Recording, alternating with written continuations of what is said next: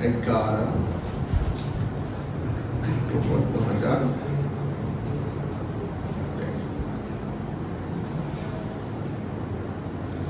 Amalgamation क्या होता है?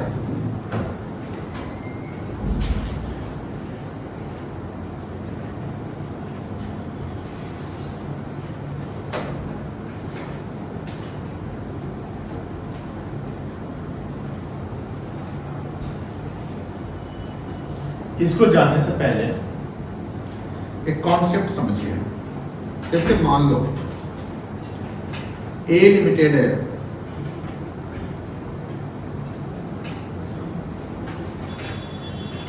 और ए लिमिटेड अपना बिजनेस ऑपरेशन करती है जिसमें ये कंपनी प्रॉफिट अर्न करती है, मान लीजिए 100 करोड़ रुपए, 100 करोड़ का प्रॉफिट अर्न करती है। यहाँ एक दूसरी कंपनी है बी लिमिटेड।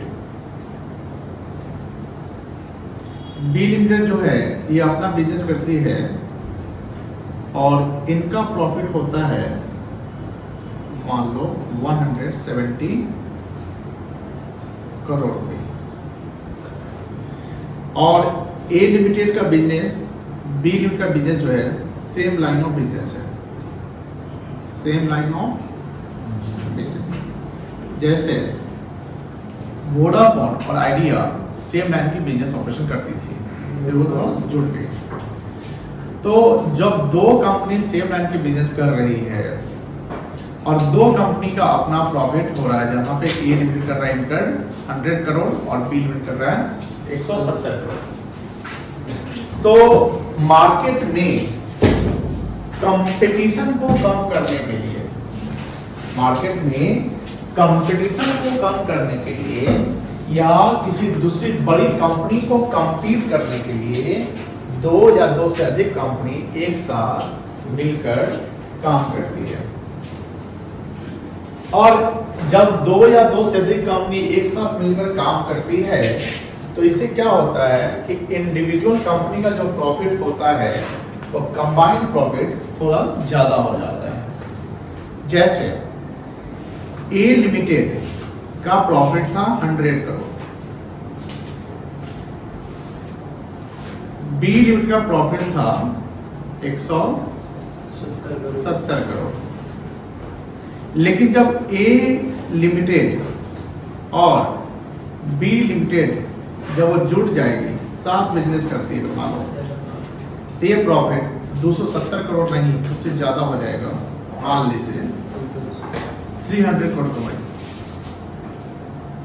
कितना कमाई? 300 करोड़। तो यहाँ पर क्या हो रहा है कि अगर ये दोनों अलग अलग बिजनेस करता तो ये टोटल प्रॉफिट बनता 270 करोड़। लेकिन जब बिजनेस दोनों जोड़ के कर रहा है तो एक्स्ट्रा प्रॉफिट कमा रहा है कितना? 330 करोड़। तो 300 minus 270 is equals to 30 crore. ये जो प्रॉफिट है दैट इज कॉल्ड सिनर्जी। क्या कहलाएगा ये? सिनर्जी। सिनर्जी का मतलब हुआ कि जब दो कंपनी कंबाइन हो रही है तो एक्स्ट्रा जो प्रॉफिट हम कमा रहे हैं, जो सरप्लस प्रॉफिट कमा रहे हैं, that is called synergy. Sir ये ऐसा कैसे हो रहा होगा? ऐसा हो रहा होगा कि ए लिमिटेड जब इंडिविजुअल बिजनेस किया, इंडिविजुअल लेवल पे अगर बिजनेस कर रहा होगा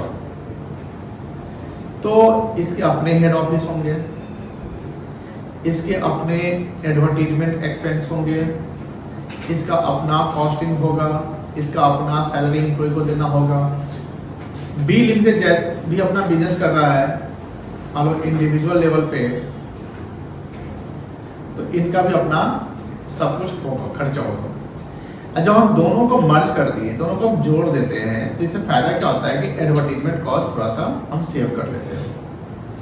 हमारा कस्टमर आपका कस्टमर है, दोनों कस्टमर मिल जाएगा, ऑब्वियसली थोड़ा एक्स्ट्रा कस्टमर बन जाएगा। हमारा जो सैलरी का कॉस्ट है वो थोड़ा सा कम सकते हैं, कॉस्ट एक्स्ट्रा कॉस्ट जो मेटेरियल का कॉस्ट है वो भी बच सकते हैं। तो जब हम कॉस्ट सेविंग कर दिए, हम कॉस्ट को हम सेव कर लेते हैं, इसका इम्पैक्ट क्या होता है? प्रॉफिट मैक्सिमाइज होता है। प्रॉफिट क्या हो जाएगा? मैक्सिमाइज हो जाएगा, सिंपल। हम कॉस्ट को कम कर रहे हैं तो प्रॉफिट क्या होगा? ज्यादा हो जाएगा ना। तो यहां जो आपका एक चैप्टर शुरू हो रहा है अमलगमेशन, ये अमलगमेशन क्या कहता है कि जब दो या दो से अधिक कंपनी मिलकर किसी बिजनेस को कर रही है तो उसको हम अमलगमेशन कहते हैं। अमलगमेशन के दो नेचर होते हैं। अमलगमेशन के दो नेचर होते हैं। एक होता है amalgamation in the nature of purchase, एक होता है amalgamation in the nature of merger. कितने नेचर होते हैं? दो। Amalgamation in the nature of purchase और दूसरा होता है amalgamation in the nature of merger. जैसे देखो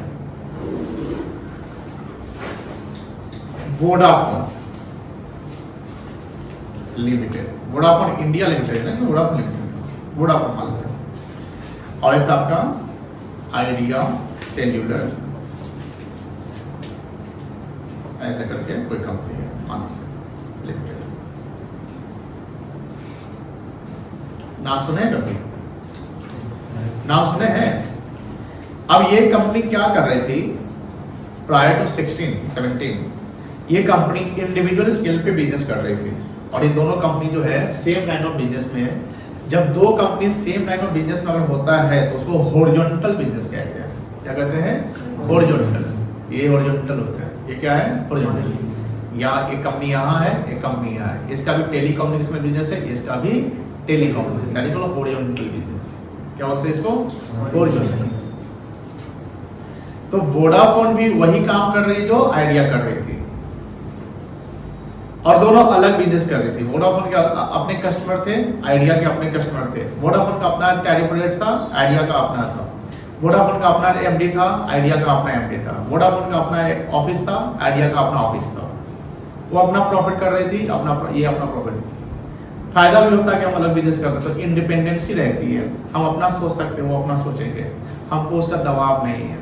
कभी कभी ये फायदा भी होता है।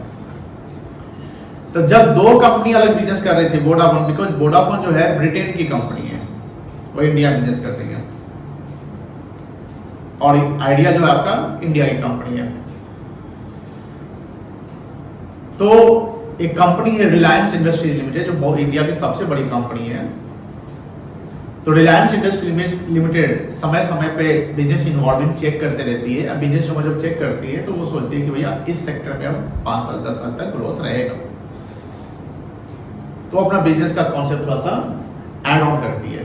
खत्म नहीं करती, चेंज नहीं करती, ऐड ऑन करती है। हाँ, अब ये सेक्टर को भी हम ले आते हैं, जिसमें रिलायंस ने मतलब ये कॉन्सेप्ट था उनकी बेटी मुकेश अंबानी की बेटी ईशा अंबानी, आकाश अंबानी को, अनंत अंबानी को भी ले लीजिए, यानी तीनों उनके बच्चे को कि टेलीकॉम में आते हैं, जियो का ये करते हैं। 16 में जियो आया, बट 16 में जियो आया तो 16 में वो नहीं सोचे थे, तो 5 साल पहले सोच लिए थे। एंड 2.5 लाख करोड़ की कंपनी बनाई गई, 2.5 लाख करोड़ की कंपनी जियो। और जियो एक स्टॉर्म की तरह है। जियो आया तो कैसे आया कि मार्केट में हम ऐसे आएंगे कि भैया सबको free, lower cost internet, unlimited access, unlimited call, ये सब हम सर्विस देंगे। और इंडिया में मोस्ट ऑफ द पीपल जो है वह सर्वाइवल जिंदगी जीते हैं, जहाँ पर वो ये देखते हैं कि भैया पैसा कहाँ कम लग रहा है, जहाँ कम लग रहा है वहीं जाते हैं, कहाँ फ्री मिल रहा है, जहाँ फ्री मिल रहा है वहीं जाते हैं। तो उन्होंने अपना बिजनेस स्ट्रेटजी बनाया, मतलब एक अपना टारगेट बनाया, प्रोजेक्शन किया कि ऐसे से करते हैं। जब कोई बड़ी कंपनी आती है तो पहले फ्री ऑफ कॉस्ट देती है। क्यों देती है? बिकॉज हमारा जो कॉम्पिटिटर है वो निकल जाएगा, क्योंकि अगर हम फ्री ऑफ कॉस्ट दे रहे हैं तो उसके कस्टमर मेरे पास ही आएंगे।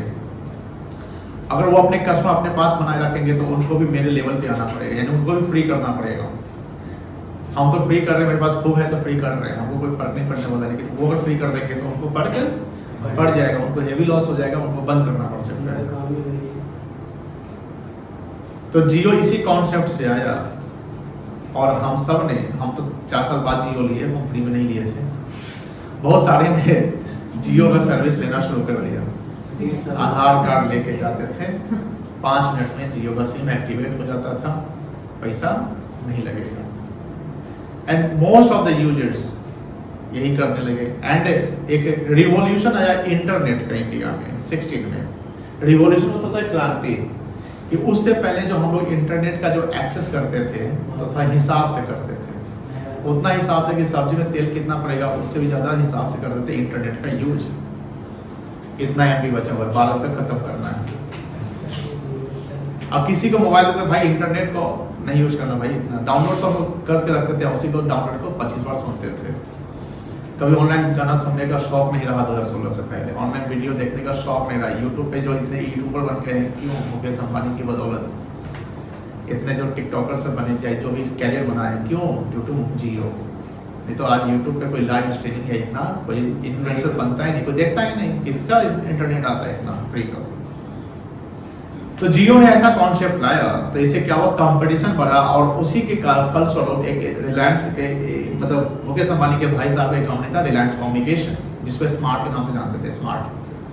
स्मार्ट का सिम कार्ड वो बंद हो गया, तो उस कंपनी को हेवी लॉस होने लगा। उस समय अनिल अंबानी, उसमें एयरसेल की कंपनी थी, उनको भी लॉस हुआ, वो भी बंद हो गई। लेकिन एयरटेल कंपनी काफी स्ट्रांग थी और अभी भी स्ट्रांग है।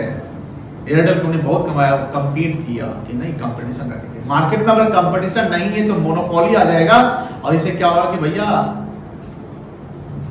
एक जो बकरी का हलाल नहीं होता है कि चना खिला दिया एंड देन हलाल कर देंगे, फ्री में भी दी है, आप मेरे हो गए, अब चलो अब पैसा दो। अब आपका उपाय भी हो गया और जाने का। तो जियो का यही कहानी था, बट एयरटेल संभला, वो अपना काम करता रहा। अभी तक मेरे पास एयरटेल का, जियो का तो ले लिए है, बट एयरटेल का से मेरे पास सदियों से, जब से हमको बहुत सारे एयरटेल का यूज करते हैं। फिर वोडाफोन आइडिया को हेवी लॉस होने लगा, बिकॉज वोडाफोन क्या था, वोडाफोन के कस्टमर जियो में जा रहे थे, एयरटेल के कस्टमर जियो में जा रहे थे, आइडिया के कस्टमर जियो में जा रहे थे।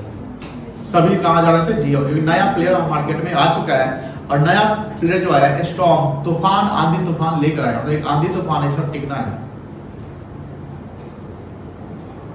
तो जब कस्टमर हमारा दूसरे के यहाँ जाएगा तो ऑब्वियस बात है कि हमको लॉस होगा, क्योंकि कुछ फिक्स्ड कॉस्ट ऐसे होते हैं जो कॉस्ट तो होते ही हैं। अब टावर है तो टावर का खर्चा होगा, उसका रेंट दीजिए जहां पर टावर लगा हुआ है, आपका फिक्स ऑपरेटिंग कॉस्ट सब लग रहा है, वो तो लगता ही रहेगा, लेकिन आपका रेवेन्यू कम गया। और जब रेवेन्यू कम गया तो ऑब्वियस बात है कि आपकी प्रॉफिट पे इंपैक्ट पड़ेगा, प्रॉफिट कम जाएगी। अब क्या उपाय है?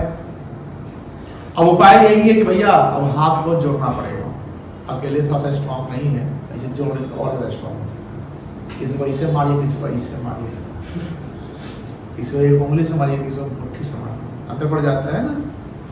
दैट्स व्हाई वोडाफोन और आइडिया ने ये सोचा कि भैया हम लोग अब साथ में काम करते हैं। साथ में काम करेंगे तो कहीं टक्कर दे सकते हैं, किसको? जियो। फलस्वरूप वोडाफोन आइडिया का शेयर प्राइस बहुत ज्यादा गिरा भी था, अभी तो इसका शेयर 17-15 रुपया मिलता है। एंड सरकार भी इसको सपोर्ट की, सरकार भी सपोर्ट की, सब्सिडी दी। अगर सरकार सपोर्ट नहीं करती तो वोडाफोन आइडिया भी खत्म हो गया रहता। तो मार्केट में आपके प्राइवेट प्लेयर दो रहते, एक एयरटेल एंड एक जियो, और उस दोनों के एमडी आराम से बैठ के कॉफी पीते 5 स्टार होटल ताज में, और बोलते कि भाई अब देखो हम ही दोनों हैं, ऐसा करते हम दोनों रेट बढ़ा लेते हैं। कोई कहीं जाएगा नहीं, कोई कहीं जाएगा ही नहीं। वो कॉफी पी रहे हैं और हम लोग चाय नहीं पी रहे ना। हम लोग तो रिचार्ज करने के लिए सोचे कि एक्स्ट्रा पैसा कहीं से उठाना पड़ेगा तो रिचार्ज करेंगे। बात समझ आ रही ना? और रेट बढ़ा भी है अपना समय के अनुसार, पर जितना रेट बढ़ा अभी भी सस्ता ही चल रहा है, जो जिस प्रकार से आपको नेट मिलता है या उसका जो फाइबर है वगैरह। तो यहाँ पर आप समझिए वोडाफोन और आइडिया जो है एक दूसरे से के साथ वो अमलगमेट हो गई। क्या हो गया बेटा? सर कॉल आ रहा है।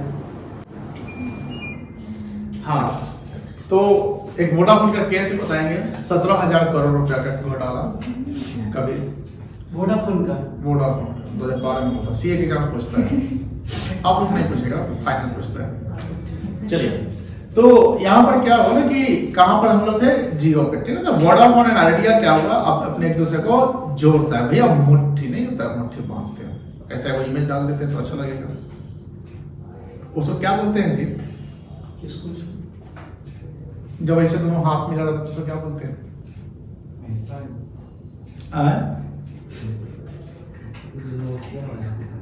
हैंडशेक ये कहते हैं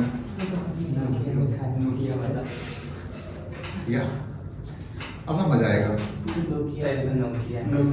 नोकिया गया इसका कोई मार्केट नहीं है, नया फोन निकला नोकिया का 5G मार्केट से बाहर है, उसका लेता कौन? गर्मी लगने लगा। ठीक है, आदमी से ही लग रहा है। अच्छा लगा है? कंपनी एमडी दोनों के मिले, अरे चलो जरूर जुड़ते। यहाँ जो वोडाफोन और आइडिया एक दूसरे के साथ जो एमलगेमेट हो रही है, जुड़ रही है, ये कहलाएगा amalgamation in the nature of merger. क्या कहलाएगा बेटा? In the nature of merger. Merger क्या होता है जानते हैं ना? मर्ज करना।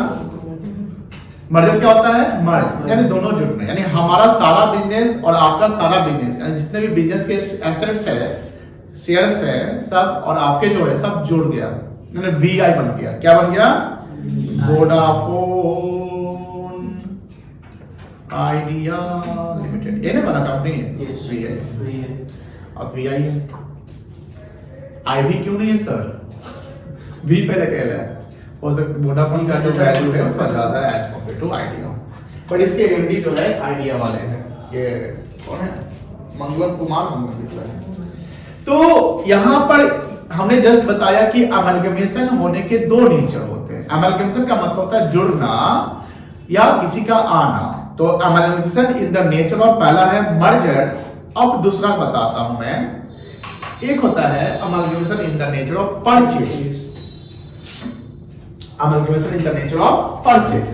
परचेज का मतलब हुआ कि एक कंपनी का कोई ब्रांच, कोई यूनिट लॉस में चल रहा है।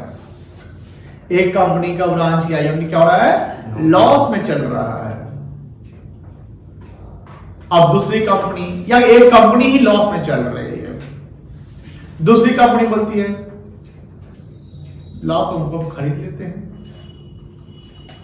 खरीद लेंगे तुम्हारा सारा कुछ मेरा हो जाएगा। ये लिया तो हम जैसे इसको खरीद लिए, that's become also amalgamation, but it is the nature of purchase. दोनों के अकाउंटिंग अलग होते हैं। तो अमलगमेशन का दो कॉन्सेप्ट हुआ, amalgamation in the nature of merger, amalgamation in the nature of purchase. Merger में पूरा होल कंपनी बन जाती है, तो उस केस में क्या होता है कि उसके शेयर अब इसके शेयर में बन गए ऑटोमेटिकली। बात समझ आ रही है ना? कि जैसे मान लो वोडाफोन का कोई शेयर करता होगा, अब वोडाफोन आइडिया एक हो गया, तो वोडाफोन वाला शेयर होल्डर वीआई का शेयर होल्डर बन गया। कोई आइडिया का शेयर खरीदा होगा, तो आइडिया शेयर होल्डर वीआई का शेयर होल्डर बन गया।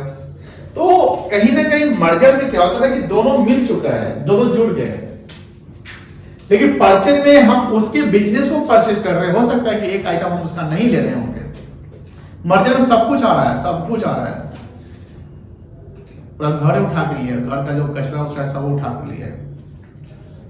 लेकिन परचेज में घर के कचरा को छोड़ कर परचेज कर रहे हैं। एग्रीड वैल्यू उसकी होती है, मर्जर में एग्रीड बुक वैल्यू वही ले रही है। एग्रीड वैल्यू और बुक वैल्यू में अंतर होता है। बुक वैल्यू होता है जो बैलेंस शीट का वैल्यू है, एग्रीड वैल्यू जिस वैल्यू पे हम उसका एग्रीमेंट कर रहे हैं। इसका वैल्यू कितना है? 25,000। चलो 10 डिविजन करके लेंगे, आपका लाइबिलिटी उतना नहीं, उससे थोड़ा कम कर लो। That is a purchase. Purchase का मतलब समझ में कि हम एग्रीमेंट कर रहे हैं कि हम इसको इतना में परचेज करेंगे। दैट्स बिकम, ये बन गया amalgamation in the nature of purchase, जिसमें कंपनी एब्जॉर्ब करती है दूसरी कंपनी को। एब्जॉर्प्शन कहते हैं। क्या कहते हैं? एब्जॉर्प्शन। और वही जब दो कंपनी स्प्लिट हो जाती है, जैसे वेदांता स्प्लिट हुआ, 6 कंपनी बन गया, बनने वाला है। आईटीसी, आईटीसी का फुल फॉर्म क्या होता है? Indian tobacco company. आईटीसी का सबसे अधिक सेल जो होता है, पैसा कमाता है तो सिगरेट बेच के। बताइए, आईटीसी का क्लासमेट का कॉपी भी आता है, आईटीसी का वो साथी का कॉपी आता है, आईटीसी का वो आटा भी आता है आशीर्वाद, आईटीसी का दूध भी आता है, आईटीसी का होटल आता है 5 स्टार होटल। बट सबसे अधिक रेवेन्यू आता है सिगरेट बेच के। ये तो पता ही नहीं किसी को। और आईटीसी ने भी डिसीजन लिया कि हम अपना होटल बिजनेस जो है अलग कर देंगे। पहले आईटीसी कंबाइंड सब एक के साथ बिजनेस कर रहे हैं, अब आईटीसी बोलते नहीं नहीं नहीं नहीं होटल बिजनेस को अलग कर दो, तो डीमर्जर कहला रहा है। डीमर्जर मतलब अलग, और मर्जर मतलब जुड़ जाना। तो अमालगमेशन डीमर्जर नहीं, अमालगमेशन मर्जर के केस में आ गया, in the nature of merger, या किसी दूसरे बिजनेस को हमने एक्वायर कर लिया, in the nature of purchase. Amalgamation करने के फायदे हैं, फायदा है हमने बताया कि सिनर्जी क्रिएट हो जाता है। क्या क्रिएट होता है? सिनर्जी। सिनर्जी मतलब एक्स्ट्रा प्रॉफिट, कंपटीशन कम जाता है। कैसे? तो सर आपके साथ कंपटीशन मेरा था तो आप हमारे हो गए, अब क्या कंपटीशन। कॉस्ट कम जाता है, लेकिन इसके कॉन्स भी है। कॉन्स मतलब demerits, pros and cons. Cons क्या है सर? कॉन्स यही है कि अब एमडी कौन बनेगा, वो बोलेगा हम एमडी बनेंगे, ये बोलेगा ना हम एमडी बनेंगे। कॉन्स ये है कि जब कंपनी जब मिल जाएगी तो इनका डिसीजन और इनका कंबाइन चलेगा। हो सकता है कि दोनों में थोड़ा सा मतभेद हो जाए कि नहीं नहीं नहीं नहीं, नहीं ये डिसीजन रहेगा, इंडिपेंडेंट डिसीजन नहीं ले सकते हैं। तो बहुत सारे कॉन्स एंड प्रोज है, बट प्रोज पर्सन ज्यादा है, फायदा ज्यादा है। चलिए ये सब समझ के लिखिए अमालगमेशन के बारे में।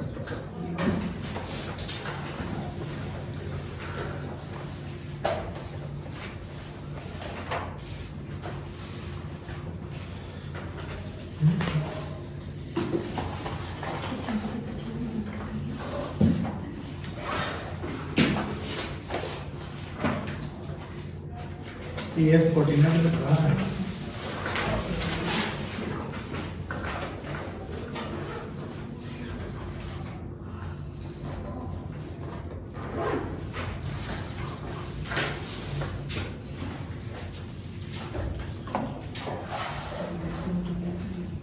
ठीक है, amalgamation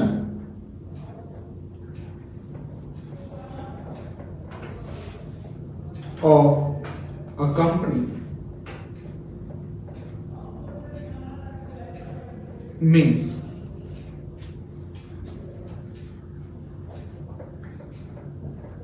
acquisition, जिसको परचेज कहते हैं, और merger of company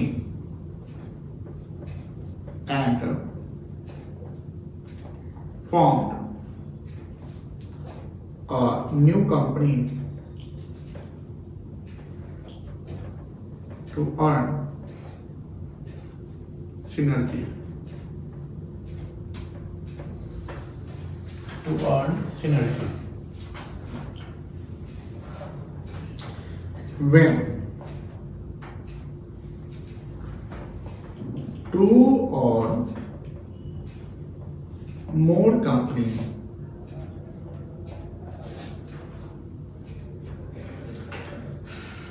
merge and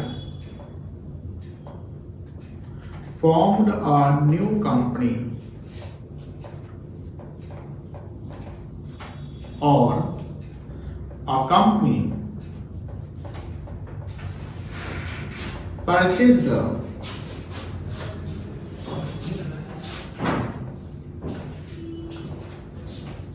business of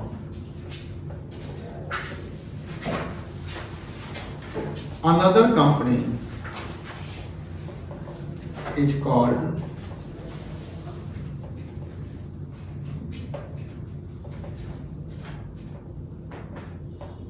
amalgamation.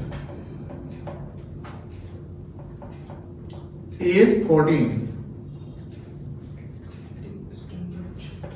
states the accounting for तुम्हें गर्मी नहीं लग रहा है?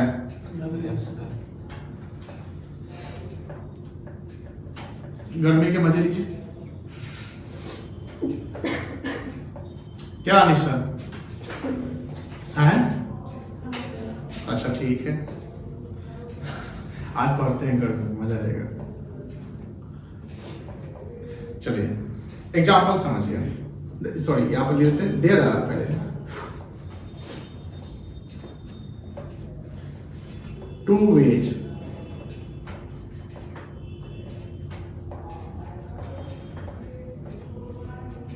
of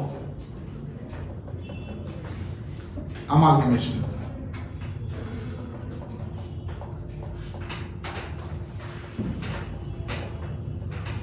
Amalgamation in the nature of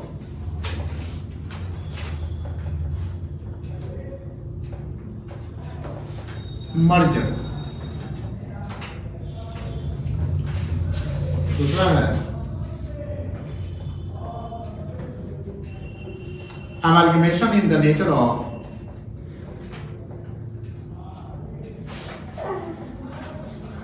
क्या हुआ वो परचेज।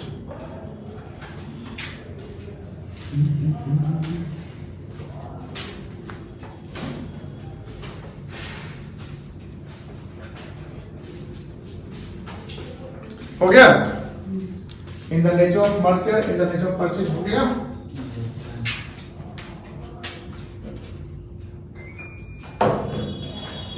चलिए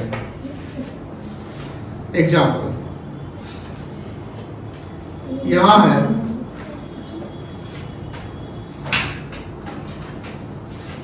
वोडाफोन इंडिया लिमिटेड। बताइए तो अनीशा जी, ये पब्लिक कंपनी है, प्राइवेट कंपनी की 1% कंपनी है जी?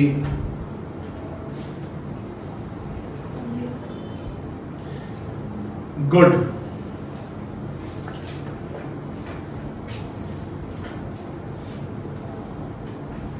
चलो तो वोडाफोन इंडिया लिमिटेड हो गया। यहाँ पे हुआ आइडिया सेल्यूलर लिमिटेड।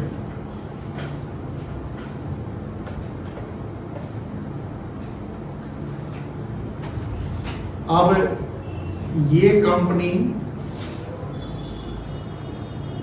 और ये कंपनी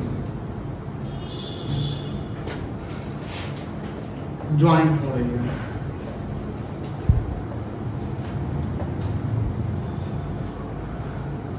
ठीक है, और एक कंपनी बना रही है वोडाफोन आइडिया लिमिटेड। कोई दिक्कत नहीं। अब यहां पर जो वोडाफोन कंपनी है ये कहलाएगा ओल्ड कंपनी। क्या कहलाएगा? स्क्रीन पर देखेंगे, लिखने आइडिया सेल्यूलर क्या कहलाएगा? Old company. वोडाफोन कहलाएगा, देखिए ध्यान से ये समझिएगा, बड़ा इंपॉर्टेंट चैप्टर है, बहुत ही इंपॉर्टेंट चैप्टर है। 100 में 2 बच्चा 3 बच्चा ही एग्जाम इसका क्वेश्चन बना के लाता है, थोड़ा सा टेक्निकल दिखता है। अभी तो जितना अच्छा कर पा रहे हैं क्वेश्चन बना जाइएगा। रिकंस्ट्रक्शन में स्ट्रेट फॉरवर्ड क्वेश्चन जनरली रहते हैं, हाँ ये होगा। इसमें बड़ा कॉन्सेप्ट है। इसमें क्या है ना कि आपको ओल्ड कंपनी का भी अकाउंटिंग करने को मिलेगा, न्यू कंपनी का अकाउंटिंग करने को मिलेगा। तो ई जो है ना, ई ज्यादा यूज करना पड़ेगा।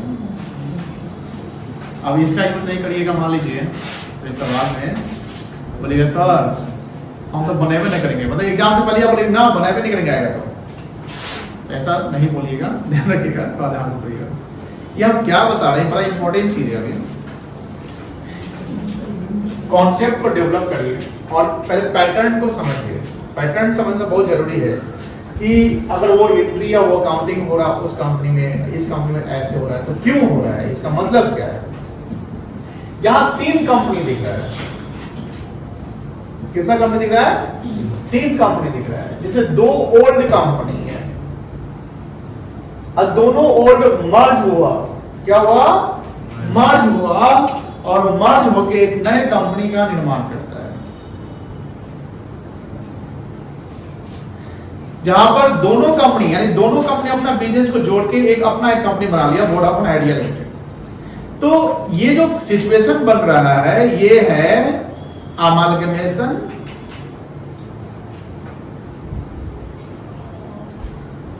इन द नेचर ऑफ क्या, मर्जर। जब हम अकाउंटिंग की बात करेंगे, अच्छा ये sorry, old company selling company भी कहलाएगी। क्या कहला सकती है? सेलिंग कंपनी, क्योंकि ओल्ड कंपनी अपना सारा बिजनेस बेचकर किसको दे रही है? बेच रही है वोडाफोन आइडिया को। और इसी को वेंडर कंपनी कहते हैं, वेंडर। ओल्ड कंपनी सेलिंग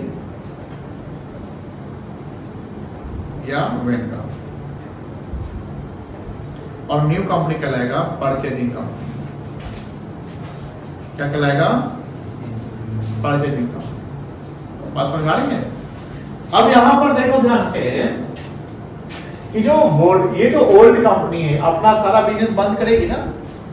बोलो हाँ या ना? अकाउंटिंग तो करना ही है आपको।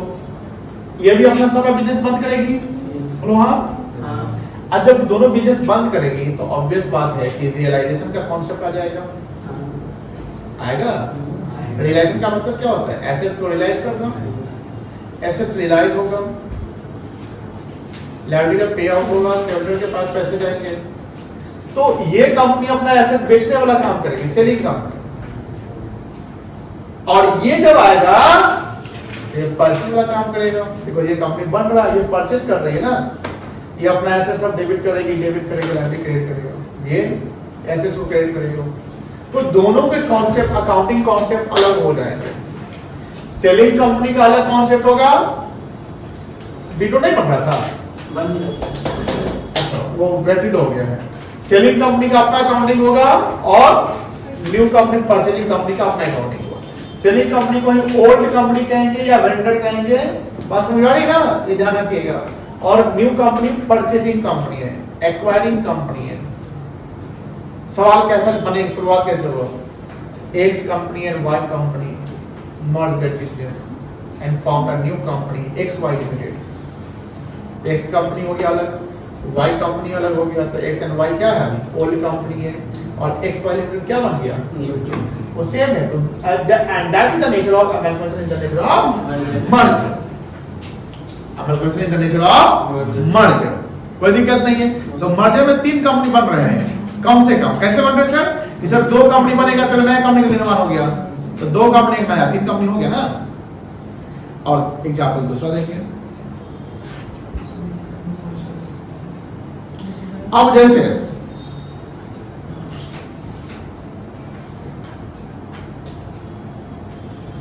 इसका नाम है,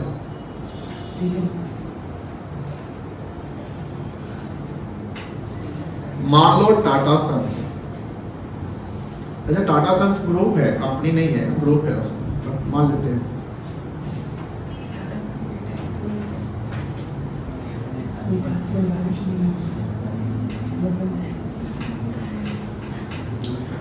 अब यहां पर है एयर इंडिया। अब टाटा सन्स जो है एक्वायर द बिजनेस ऑफ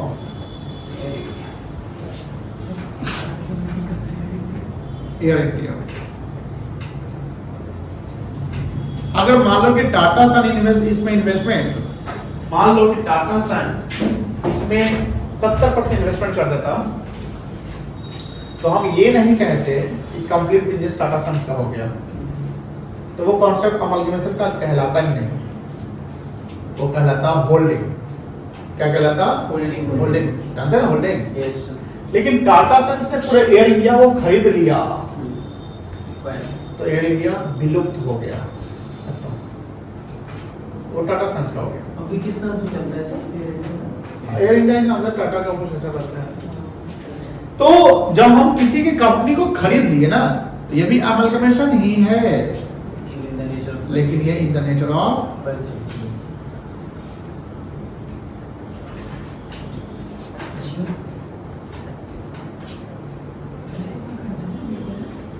इसका मतलब ये हुआ कि एयर इंडिया का जो शेयर होल्डर होगा उसको बोला जाएगा भैया तो पैसा लेगा, ले जा।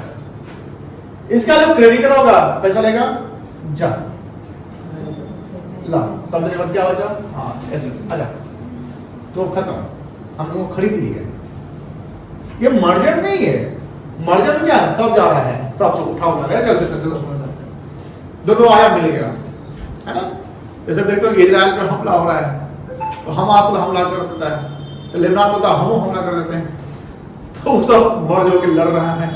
दैट्स व्हाई मर्जर, मर्जर में सब लोग जुड़ रहे हैं, यहाँ नहीं हम खरीद रहे हैं आपको। दैट्स व्हाई है अब नेचर क्या कहलाएगा? परचेज। कॉन्सेप्ट समझिए ध्यान से, कॉन्सेप्ट समझिएगा, दिक्कत नहीं होगा, क्योंकि जब सवाल आएगा ना तो पता नहीं चलेगा मर्जर का क्वेश्चन है कि परचेज का कॉन्सेप्ट है, और मर्जर का अकाउंटिंग और परचेज का अकाउंटिंग पे अलग अलग ट्रीटमेंट होते हैं। परचेज अकाउंटिंग पे अलग होते हैं, मर्जर वाला अकाउंटिंग अलग होता है। दैट्स व्हाई क्वेश्चन जो चैप्टर है बड़ा ही आसान है। जो आप कभी पूछे हैं कि बच्चे सर कैसा चैप्टर है, आपने कहा आसान चैप्टर है। तो amalgamation the nature of purchase, देखो ध्यान से, कोई नई कंपनी का फॉर्मेशन नहीं हो रही है, एक ही कंपनी दूसरी कंपनी को बाय कर रही है। बट अगर हम यहाँ कहे तो इस ईयर इंडिया को कहेंगे ओल्ड कंपनी, क्या कहेंगे? और यही वेंडर है, कौन है? और ये कंपनी क्या है? परचेजिंग कंपनी या समझ में आ गया? कोई दिक्कत नहीं है। इसका अकाउंटिंग कॉन्सेप्ट और हम लोग कल डिस्कस करते हैं। लिख लिए हैं? कहाँ से लिखना बाकी है? ये सब लिख लिए ना? ये लिख लिए हैं?